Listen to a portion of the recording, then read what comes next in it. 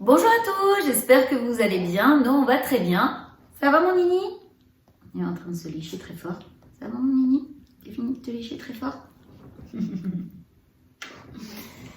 Alors, l'intelligence est une notion autour de laquelle il y aura toujours débat, car chacun l'aperçoit à sa manière et selon ses propres codes. L'intelligence chez le chien est donc une question complexe, mais les travaux du docteur Stanley Cohen et d'autres spécialistes nous permettent de mieux l'appréhender. On va voir tout ça après le générique. C'est parti!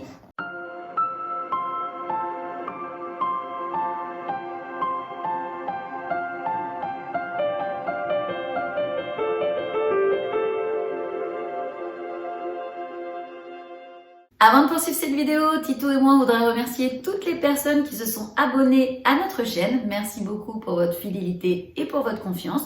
Pour les personnes qui ne sont pas abonnées, n'hésitez pas à le faire.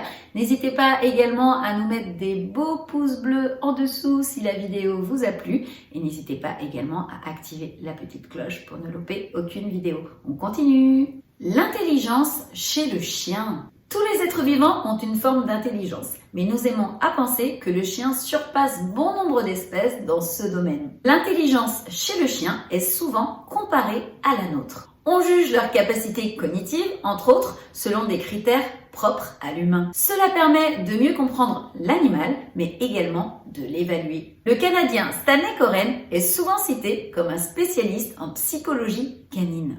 Une personnalité de référence en la matière. C'est lui qui a établi un classement de races de chiens selon leur intelligence. Pour ce faire, il a distingué 3 types d'intelligence. L'intelligence instinctive, l'intelligence adaptative et enfin la capacité d'intelligence et de travail. Le Border Collie est à la première place de ce classement, talonné par le caniche et le berger allemand.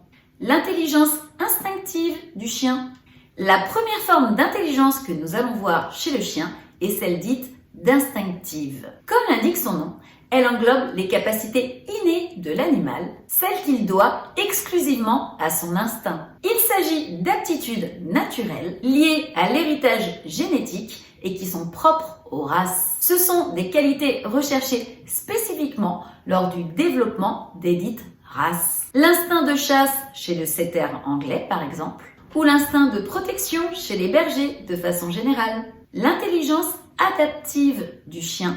Le second type d'intelligence, toujours selon le professeur Stanley Cohen, est l'intelligence adaptive. Elle désigne la capacité du chien à s'adapter face à des situations inédites pour lui, ou encore à trouver des solutions à des problèmes donnés. Il s'agit également pour l'animal de faire le lien entre un événement ou encore une action et sa conséquence. Par exemple, le fait de prendre la laisse signifie pour le chien que la promenade est imminente.